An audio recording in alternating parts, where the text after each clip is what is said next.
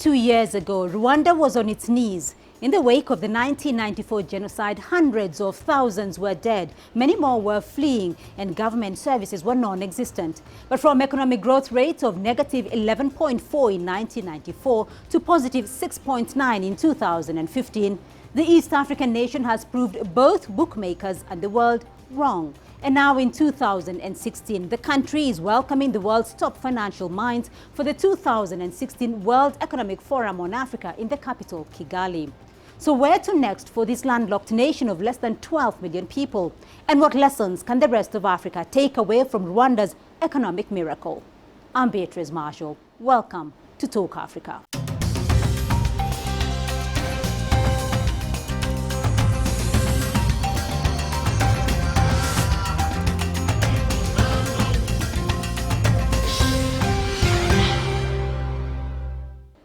Now, 20 years after Rwanda's genocide, the country has been transformed into one of the most successful and competitive economies in Africa.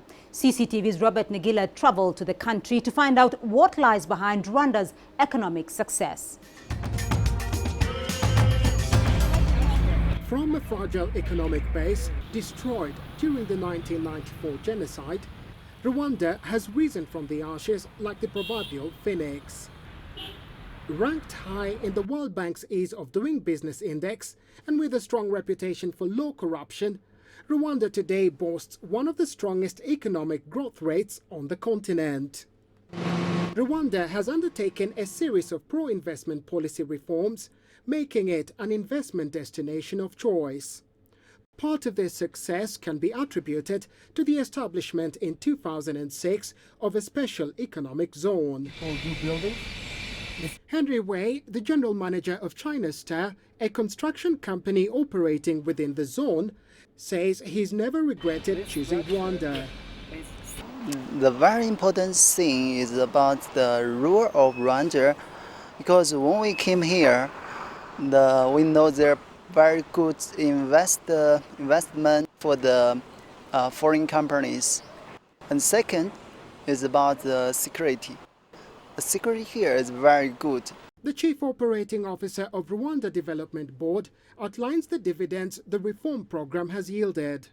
Rwanda is an attractive investment destination for two reasons. One, we have the most competitive regulatory framework in Africa. The second best place to do business in Africa. And we have done everything possible to facilitate investments. You can register within 6 hours your business. We have also done reforms that are going beyond doing business. For example, we are one of the best places in Africa to be a woman, the safest place to work at night, and the fourth most competitive government in terms of government efficiency. Finance Minister Clever Gatete puts the efficiency down to performance contracts for all civil servants. The performance contracts are really measuring ourselves so that the whole system works in an efficient way. And also we had to make sure that we are accountable for every penny so that we get the maximum out of every penny that is invested in our own economy. So there has been quite a lot in addition to the normal ways of doing business. But Rwanda's economy isn't without its challenges. The private sector is still largely informal, and better infrastructure and lack of access to electricity are some of the major constraints to private investment. Robert Nagila, CCTV, Kigali, Rwanda. Now, Rwanda's long-term development goals are defined in a strategy entitled Vision 2020. The strategy seeks to transform the country from a low-income, agricultural-based economy to a knowledge-based, service-oriented economy with a middle-income country status by 2020. We sat down with the country's Minister of Finance and Economic Planning, the Honorable Clever Gatete, to find out how Rwanda plans to achieve their economic goals. Thank you very much for taking the time to talk to us. I'll begin with, what can the rest of Africa learn from Rwanda's economic rising? Well, I don't know if that's the right question because we keep learning from each other. I don't think there is any country that has gone through economic transformation just dependent on domestic way of transforming the economies. Because as a growing economy, we're always interdependent with each other. But I think what happened here in Rwanda and what has been very, very instrumental in terms of driving our transformation is, number one, is leadership. A leadership that has a clear vision, a leadership that has a clear strategy, direction, a leadership that is looking at inclusive development, not only the GDP growth, but also how that growth reflects in terms of satisfying the basic needs of ordinary people, and where all the people are also engaged in the entire development process. So the leadership has been very critical. Then number two, there has been so many innovations. We realize that actually doing business as usual, collecting revenues from taxes or development partners, investing, the classical way of investing is not sufficient. So we had to make sure that we innovate so that you can achieve more with less. And that's why there have been many, many examples of how we supplement our own budget, even including the public works where we work for free but contributing as a community, but also using different ways that we have put in place to make sure that we can improve efficiency and also use our own culture, our own tradition, our own way of doing things to make sure that we can perform. And just how can Rwanda attain sustainable growth against a background of economic slowdown across the African continent? Yeah, of course, that's what exactly we are doing. We are realizing that actually the many shocks, as an open economy, we are completely integrated, and meaning that actually we have to do much more and in terms of diversifying. It's not only diversifying in terms of markets, which is very, very important. Traditionally, Rwandan products were going to Europe. And now you can see most of it going to Asia, going to America, going to the Middle East, and also going to other African countries. But what we are also seeing in terms of diversifying also is making sure that what we send outside is not just raw commodities, it's just a value addition. And that's why, of course, if you see the commodities like minerals have been hard hit because of the low demand in China. And we've seen that actually for us to be able to export and get value for that for the exports is to make sure that we add value, but also to go beyond the traditional exports. We've been exporting minerals, the coffee, the tea, but now we find that actually what contributes to growth can be something else. We are now, for example, looking at the secondary cities. The cities, if they are well organized, if they are well invested, and you put everything that's needed, and it is well connected, then it will be also another pole of growth for our own economies. But also we see that in terms of diversification, we want to take the entire region as a buffer, meaning that actually regional integration becomes a very, very important aspect for all of us. With that region that is well integrated, for a population that is now more than 160 million people of East African Community region, including South Sudan, this becomes a big market. If it was well interconnected, if there is a free movement of people, if the financial systems are well connected, the capital market are well connected, this becomes a big market for us. Now, the World Economic Forum is coming to Rwanda. Just how can the country use this opportunity to showcase what it has to offer investors? Yeah, thank you very much. World Economic Forum indeed taking place here on the 11th to 13th is actually for the whole of Africa, including Rwanda. And here Rwanda also we look at it within the context of the region. We've been working together as a team. And here we showcase exactly what we are able to do, what we have done. One is the tourism sector, which you mentioned, the service sector, and tourism becoming a big part of it. And here we have introduced a system, they call it MICE, which is really all the meetings and the conferences here being really trying to see what makes them, right from the airport and the airline, to the hotels, to the transport system, to the IT, to the services, and other things. The efficiency of how things are done to make sure that we can continuously improve in terms of serving our clients as a country that is looking forward to becoming a conference center and also, of course, in addition to the tourism and other kind of activities that serve them. But we want to make sure that all the services are there. From the airport, the way you are cleared, because you don't need a visa, you only get a visa at the airport from anywhere in on the African continent. And then when you enter any means of transport, then you have the fastest technology that you can have, the 4G, in any bus, in any truck, in any taxi that you can get. In the hotel, you get the super services that you can get. And that is really something that we want to make sure that the tourism side is really profiled. But also Rwanda has invested heavily, as you mentioned, the service sector. Our vision is to become a middle-income country, but also to become a service sector-led, with technology, with IT becoming a very critical element. We've been investing in it since the year 2000, and now it is starting to yield really significant benefits. So now having our resources being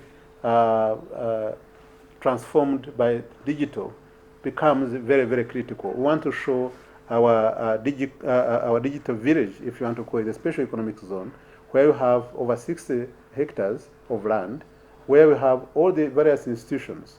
The Carnegie Mellon University is there. The African Institute of Mathematics and Science is going to be located there. Other 4 centers of excellence will be there in almost all other areas. We are also getting the young Rwandan innovators also in that area. We are establishing a fund, innovations fund, that is going to help in terms of driving it. We are encouraging, and there are some companies that have already started, like Positivo, the IT companies trying to produce from here. So we are going to put the whole package together and say, this can work for Africa. You know, if it has worked elsewhere, it can work for Rwanda, because you have the companies for production, you have the IT infrastructure, you have the research and technology, you have the innovation, you have everything. So it can work in Africa and be able to help other sectors, from agriculture to industry to anything. And that's what we want to make sure that really this one comes very, very clearly, that technology can actually become a very, very big engine of economic transformation. Thank you. Thank you so much, Asante Sana. We're going to take a short break now, but when we come back, I'll be joined by expert guests to help make more sense of Rwanda's economic miracle. To stay with us.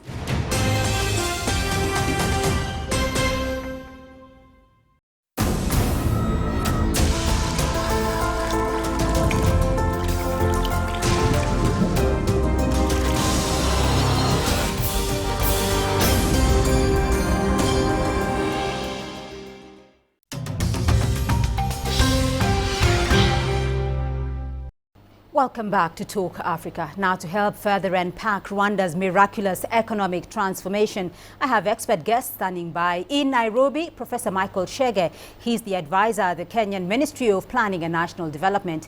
In Beijing, Ambassador Xu San. He's China's former ambassador to Rwanda and Eritrea. And with me here in studio is Rwanda's High Commissioner to Kenya, Ambassador James Kimonyo. Thank you all for joining in this conversation. Professor Chege, I'll start off with you on this. Rwanda's economic growth just under 8% over the last couple of years. It is one of the world's fastest growing economies today. That turnaround having been achieved since 1994. What do you attribute, though, the social and economic progress in the last 20 years? Good leadership, more than anything else. The leadership of President Paul Kagame since and following the genocide, and clear focus about the direction he wanted to take the country, and technocratic staff around him who have been responsible for crafting the Vision 2030, the medium-term plans, and a clear focus on how to do things. But more importantly for Rwanda, near total absence of corruption, which plagues most African countries and most developing countries, and efficiency in public administration. Those are the factors that explain why Rwanda is where it is. Ambassador Kimonyo, you can shed light on this for us. What have been the government strategies that have taken that economy from negative growth to, at some point, 13%? And how has it been guiding that economy through all those changes? Let me say that as Rwandans, we are very proud of what we have done in terms of transforming the country.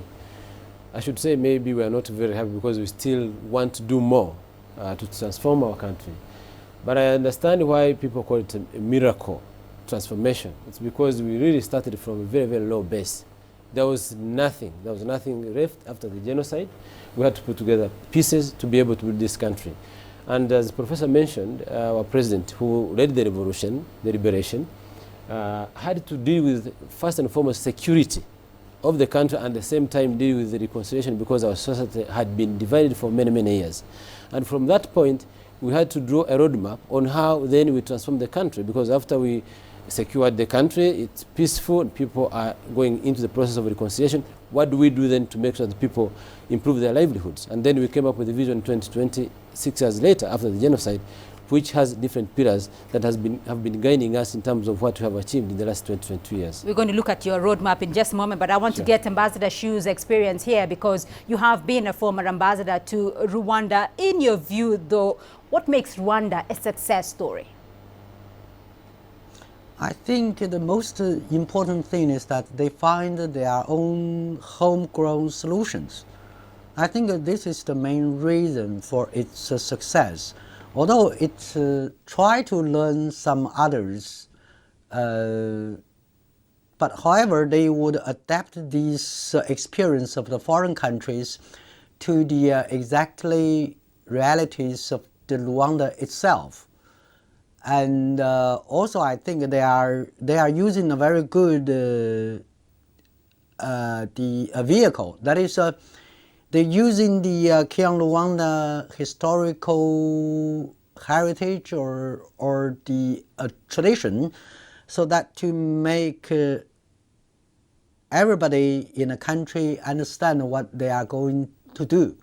So it is very easy for them to get the consensus. Right. Ambassador Kimonyo, Ambassador Shu has talked about these homegrown solutions that Rwanda has undertaken. What are those homegrown innovations? Why did Rwanda undertake homegrown solutions as opposed to following in the developmental models of other African countries? You know, in the aftermath of genocide, we were faced with enormous challenges in many, many different ways. Just starting with what the ambassador mentioned, in terms of justice. After the genocide, after losing 1 million people, we had a lot of perpetrators who participated in genocide. And the class court system that was supposed to deliver justice for the victims and the perpetrators was very, very slow.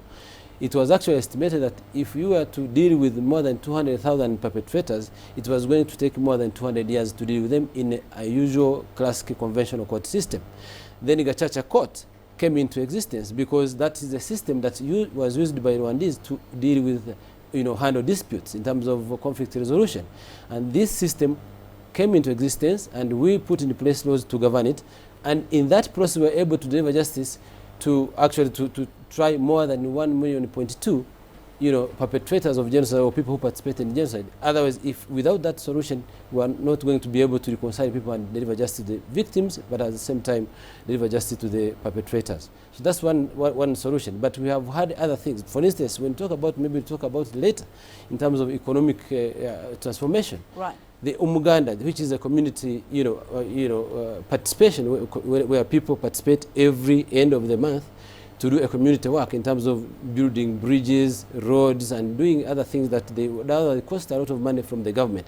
So we have adopted some of these solutions to be able to address challenges that would otherwise take many, many years to be able to be addressed by the usual system in terms of financing, in terms of legal processes. So I think some of these solutions, the Abunzi, which is the community, elders who sit down and resolve conflicts instead of going to the court process. We have done a lot of those things to be able to address to address some of those challenges. For instance, the Ubudehe, which is a contribution that's done by the community to support people who are poor in their communities, which will take time for these people to get any whatever loan from the bank or any support from the government. The people do it from their own communities to help people who are poor to be able to get out of poverty. Professor Shege, I want to draw you in, though, in terms of the economic models that Rwanda has been pursuing. And just in 2005, it was ranked the first globally in terms of using ICT. It has also been ranked as the third in Africa in terms of its report on the ease of doing business. What stands out for you, though, Professor Shege, in terms of economic or business reforms that Rwanda has undertaken? What stands out for you as being one of the biggest single innovations that has had huge impact? Well, Rwanda today has got the best doing business record in all of Africa, and it competes with some of the most advanced countries in Africa. They have learned that if you really want to attract business, you've got to be, first of all, efficient in the number of days it takes to register a company, which in Rwanda is just a matter of a few days. You don't bribe people to connect electricity or water, or to process licenses and that sort of thing. All of that is done in record time, and they've used ICT to facilitate this, done deliberately. Clearly, the model here is that of the Southeast Asian countries. Make it easy for people to do business. Your own people to start with, but also foreigners coming to your country to do business. That is why they rank so well. And I believe also efficiency in the public sector, so that people get services from government when it is due and when it's wanted. In a way, you look at the indicators of how long it takes to deliver services to the people, and Rwanda ranks very well in that respect. Ambassador Kimonyo, such a short time, but so much has been achieved. How have you done it? I think what the government did was to undertake a lot of reforms in terms of removing especially non-tariff barriers, because it will cost nothing to reduce the time it takes for someone to register a company by just employing ICT, as the professor mentioned, but also reducing bureaucracy within the system. It is for this reason that the government decided to create what we call Rwanda Development Board, whereby an investor comes in, instead of running up and down going to different institutions, you come to RDB, and then you present your proposal, then the registration and all the approvals are done within the same building by the people who represent the government from different institutions, and then takes a short time for you to register. And also there are other things that we have done in terms of doing reforms, in terms of land registry, in terms of work permits, in terms of visas, that will make easier for you to come in Rwanda and do business. And I think what is most important is that you do it, but also allow a situation where all the institutions buy into that idea of facilitating all the investors to make sure that when they bring the capital, it is easily converted into actual investment. All right. Ambassador Shu, though, in terms of boosting investor confidence and in terms of attracting investment into Rwanda, as you look at the reforms that Rwanda has undertaken and those homegrown solutions, are there issues that you feel African countries can borrow from Rwanda? I think at least all the countries, including China, could learn from Rwanda examples that you have to focus on improvement of, or what we call it, the social economic development of your own nation, and try to have this strong commitment, and try to include all the citizens to participate. And another strong point I think we can learn is that you have to constantly adjust your existing policies so that you can keep in pace with the times. All right. I want to come back to one of your economic models that you're following. And Rwanda has mentioned previously that it wants to be the Singapore of Africa. And of course, Rwanda has also been following the development of the Southeast Asian countries. Which models are you following? What are you borrowing from the Southeast Asian economies? Well, I should say that, well, we are not trying to be the Singapore of Africa. We are trying to get where we want to get in terms of building our country. But I should say that in the aftermath of genocide, and faced with all these challenges, we had to figure out which type of economic model that we're going to follow. And then we had to buy from best practices around the world, particularly in Asia, Singapore inclusive, Mauritius also, and other countries, to be able to come up with a blend of one of the economic models that is going to make sure that we get to where we want to get. Because remember, it has been proven that the higher forms of growth are not necessarily based on natural resources. There are other forms of growth, especially investing in human capital. And I think that's why you say Rwanda is going to be a knowledge-based economy, and therefore the country has, the government has decided to invest heavily into human capital development. Ambassador Xu, are there models though, are there opportunities that between Rwanda and China now that China's economy is changing from, moving from manufacturing to a services and consumer, a private sector-led economy? Are there opportunities here for Rwanda? I think there are a lot, and also there are also opportunities for the Chinese enterprises either to develop themselves abroad or learn some good examples from abroad as well. And these fields, I think, either in the infrastructure, agriculture, and manufacture, and ICT, there are a lot. But however, the any enterprises from outside, including the Chinese one, they should not go into Rwanda with the only one plan they thought it is to the need, because you have to find out what really need on the ground, and you have to align your own things with the development plan of the Rwanda. Rwanda is going to be hosting the World Economic Forum. What's the significance of that for you? I think this comes at the time when we all need to sit together and see how we can revolutionize our economies through technologies. And I think the theme is very clear in terms of how we are going to use ICT and technology to be able to transform the African economy and the global economy. And so Rwanda will be very placed in a very good position to be able to share our own experience in terms of how we invested in ICT and how this has really, improved our economy and how it has made Rwanda to be what it is today. And so that will be a very good platform for Rwandans, for the continent and for the world to share our own experiences and figure out what we're going to do as the next phase to be able to transform the economy of our country, the continent and the world over. Professor Shege, you have the final word on this. What next for Rwanda? Well, if you look at the Rwanda Vision 2020, the idea clearly is to make a jump from a predominantly agricultural country to one in which is private sector driven, but with emphasis on the service sector, overlapping manufacturing. That is why ICT, the service sector, knowledge-based economy is being emphasized in that country. I think Rwanda's biggest drawback is being landlocked.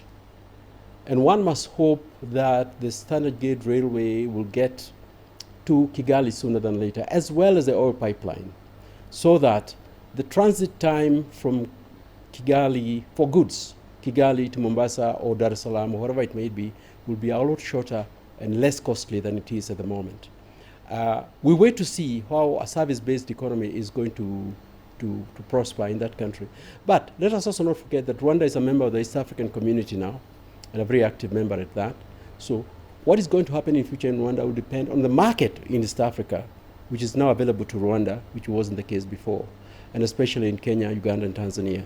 And we hope that Rwanda's participation in the East African economy will help grow the Rwandan economy, as well as Rwanda's targeting of the global market.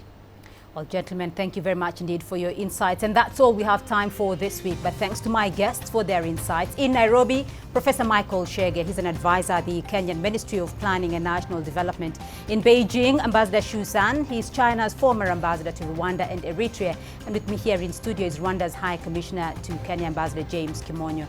Remember, you can join the conversation online through Facebook, Twitter, and YouTube. And do join us again next week for another edition of Talk Africa. Goodbye.